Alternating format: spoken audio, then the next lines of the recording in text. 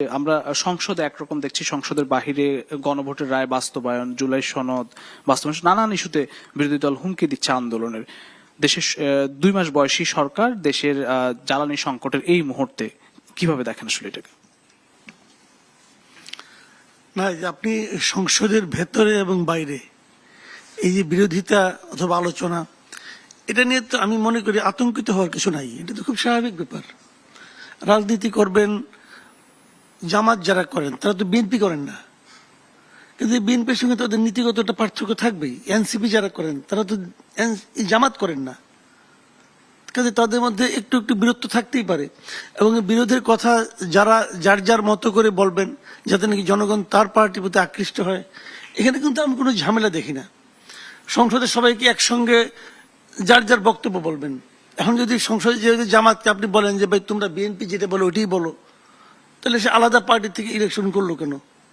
তো আলাদা পার্টি থেকে ইলেকশন করার অর্থটা কি? তারা তো তাদের মতো করে কথাটা বলবে, তাদের উপলব্ধির কথা বলবে।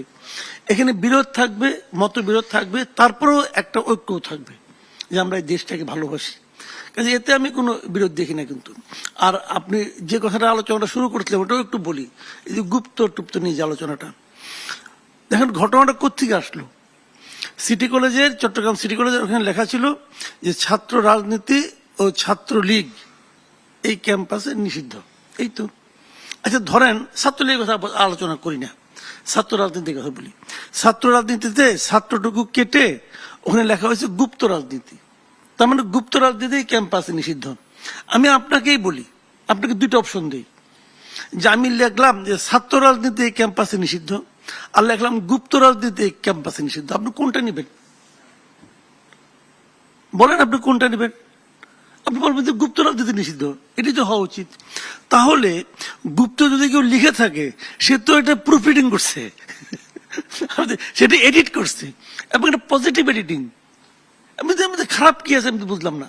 এখন এইটা নিয়ে যদি কারো জলে কেন জলে হলো এই কারণে কারো কারো গায়ে লাগে। আরে ওকে আমাকে বললো, আপনাকে তো বলে নাই। আপনি যদি নিজে গুপ্ত রাজনীতি না করেন তা বলে নাই আপনাকে, আপনি নিচ্ছেন কেন? এটা ওই যে কানাকে কানা বলিও না, খোরাকে খোলা বলিও না, এরকম হচ্ছে। তো যে খেপে যাচ্ছে তাহলে বোঝা যাচ্ছে যে সেই আসলে গুপ্ত রাজনীতি করে। এখন গুপ্ত রাজনীতির ডেফিনেশন নিয়ে মোটামুটি হাসনাত ভাইও বললেন, আমাদের শাহরিয়ার ভাইও বললেন। ডেফিনেশন গুপ্ত রাজনীতি আমরা ছোটবেলা থেকে শুনে আসছি, আন্ডারগ্রাউন্ড পলিটিক্স যেটাকে বলে, ওটাই তো গুপ্ত রাজনীতি। কিন্তু এখন যেটা হয়েছে, এখন যে গুপ্ত রাজনীতি বলতে যে জিনিসটা বোঝানো হয়েছে সেটা আসলে ভয়ঙ্কর। যত স্ট্র্যাটেজি আপনি বলেন না কেন, এটা এটা এটা ভয়ঙ্কর স্ট্র্যাটেজি। পৃথিবীতে দেখেন যে গুপ্তচর বৃত্তি বলে না, গুপ্তচর বৃত্তিটা ভালো কিছু না।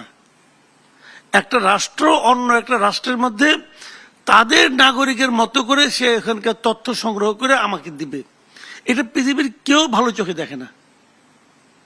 এটা দেখে না রে ভাই, এটা মন্দ কাজ।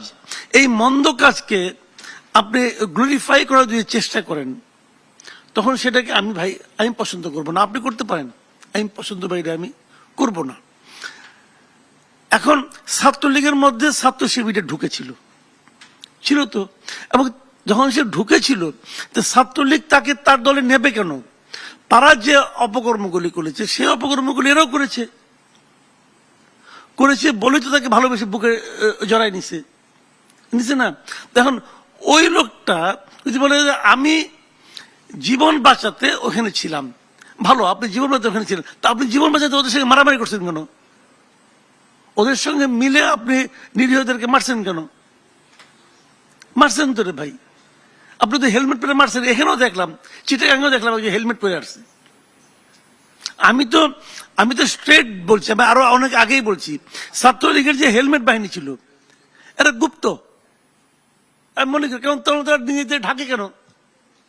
এখন আমার এখানে মূল যে বক্তব্যটা দেখেন, এই মূল বক্তব্য একটা কথা বলি আপনাকে। ছাত্র দলের সভাপতি রাকিব আছে না, শুরুর দিকে যখন জানা গেল যে সাদিক কায়েম, ফরহাদ এরা ছাত্র শিবিরের লিডার ছিল, তখন কিন্তু এই রাকিব একটা কথা বলছিল যে গত 15 বছরে ছাত্র শিবিরে, যেহেতু এইবার কমিটি আছে, এখন একটা নিশ্চয়ই গত 15 বছরে তাদের কমিটি ছিল, এই কমিটির নামগুলো একটু প্রকাশ করেন। করে নাই কেন? প্রকাশ করলে আমি তো আশঙ্কা করি প্রকাশিত হলে পরে ওই কমিটি অনেক লোক বিএনপির লিডারও আছে, রতন ভাই আছে কিনা বলতে পারবো না, বলা যায় না কিছুই। আপনি 15 বছর গেলে প্রকাশ করেন না কেন, প্রকাশ করে না কেন? তখন বরং ছাত্র আপনার শিবিরের পক্ষ থেকে বলা হয় আপনারা উত্তেজিত হয়েন না। উত্তেজনা অনুত্তেজনা কি আছে? আপনার এতদিন আপনার বলতে পারেন না ছাত্রলীগ ছিল, হাসিনা ছিল, বলতে পারেন নাই মার খাইতে হবে, অমুক খাইতে হবে, সব মানলাম, ওরা তখন পলাইছে।